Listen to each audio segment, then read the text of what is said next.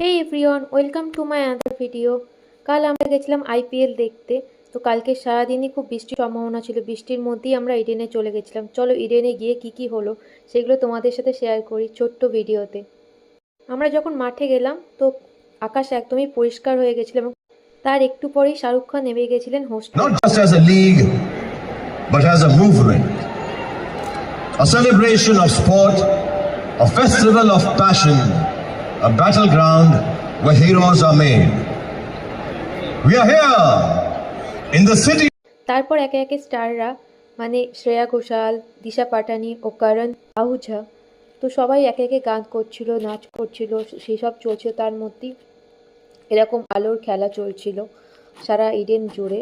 দেখতে খুবই ভালো লাগছে, যদিও বা শ্রেয়া ঘোষালকে অনেক দূর থেকে দেখতে হয়েছে। আইপিএলে এরকম কোনো অনুষ্ঠান আমি দেখিনি, তো এই প্রথম আমার দেখা। তো খুবই ভালো লাগছিল সব কিছু মিলিয়ে।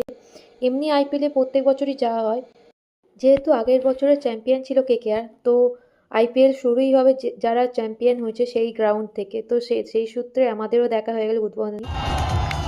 আর সব অনুষ্ঠানের শেষে তারপর এইরকম বাজি প্রদর্শনী চলছিল। তারপর ম্যাচ শুরুর আগে ঠিক দারুণ লাগছিল অ্যাটমসফিয়ারটা, মানে যারা যায়নি তারা খুব বড়ই মিস করেছে। তো আমরা গেছিলাম, আলাদাই একটা অ্যাটমসফিয়ার ছিল, খুব এনজয় করেছি, খুব সুন্দর লেগেছে। এরকম বাজি প্রদর্শনী বা এরকম আইপিএলের উদ্বোধনী কোনোদিনই দেখা হয়নি। যতবারই দেখেছি টিভিতে দেখেছি, কিন্তু খুবই আলাদাই একটা মজা ছিল সেখানে। তোমরা যারা যাওনি বা দেখোনি তারা এই ভিডিওটা দেখে ভিডিওর আওয়াজটা শুনে বুঝতে পারবে কী ধরনের সাউথ ছিল সেখানে।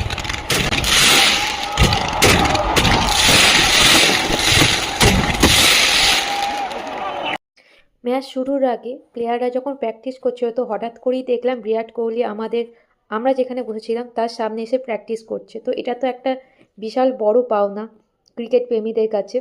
তো আমি অতটাও ক্রিকেট প্রেমী না, তাও বিরাট কোহলিকে দেখে তো মন মুগ্ধ হয়ে গেছে। তার খানিকক্ষণ পরই দেখি শ্রেয়া ঘোষাল বসে আছে আমরা যেখানে বসেছিলাম তার ঠিক ওপরে।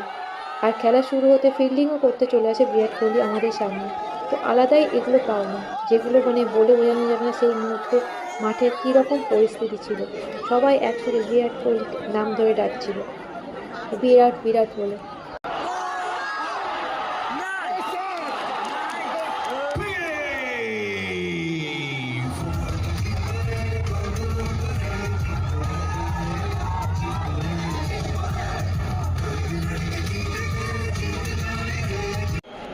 যেহেতু আমরা একটু টিকিট আগেই কেটে ফেলেছিলাম আর সিট চুজ করা যায়নি, তো আমরা যেখানে বসেছিলাম সেখান থেকে যে নেটগুলো ছিল আমার